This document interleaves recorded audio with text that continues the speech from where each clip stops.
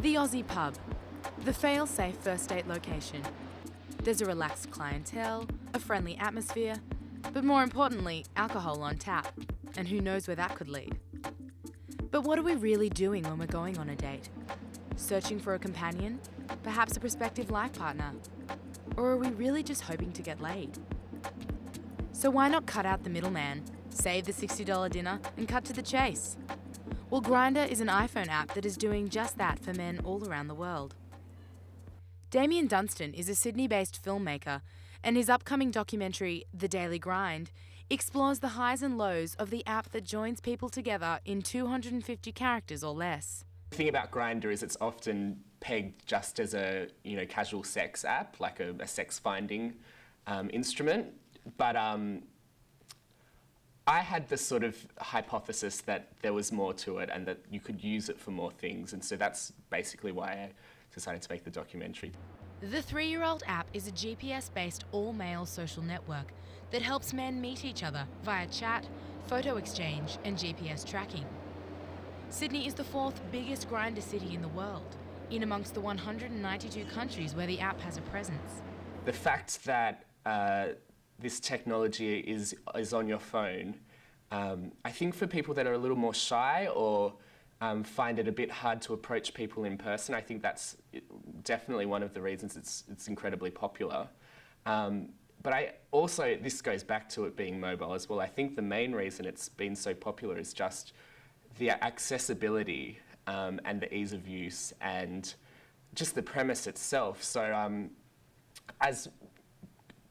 comparing Grindr to a more traditional online dating platform, for an online platform you'd have to answer multiple questions about yourselves, set up usernames, passwords, upload photos, whereas with Grindr it's so streamlined. Jack Colwell is a sculpture student in his final year at Sydney's National Art School.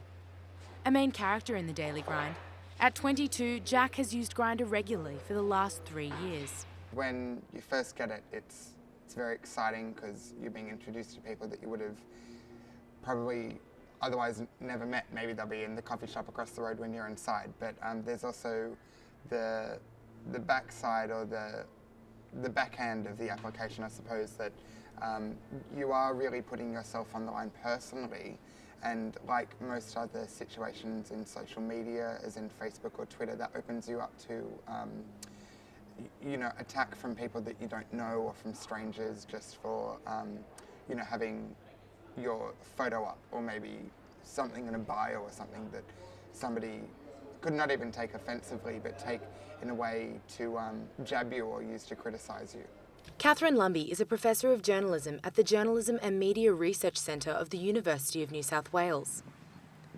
Having looked closely at social media and sexual ethics, she says the most important thing about apps such as Grindr is that they are utilised in fostering a safe sexual environment. I think that when we're talking about sex, people bring lots of different moral values and religious views to it and things like that, and that's fine. But I think that the principles we should be concerned about in general are that if people are having sex, that it's safe, that it's consensual, and that it's ethical. And by ethical, I mean that there's a kind of care for self and care for the other person. You don't have to be in love, you don't have to get married to them. Grindr is indeed a fresh technology that is developing rapidly.